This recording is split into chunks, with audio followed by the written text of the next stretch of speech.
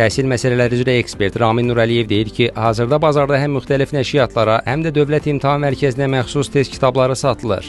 Müəllim istədiyini, hər hansı bir hazırlıq kursunun kitabını, vəsaitini, test toplusunu sata bilər. Yəni satır da rahatlıqla.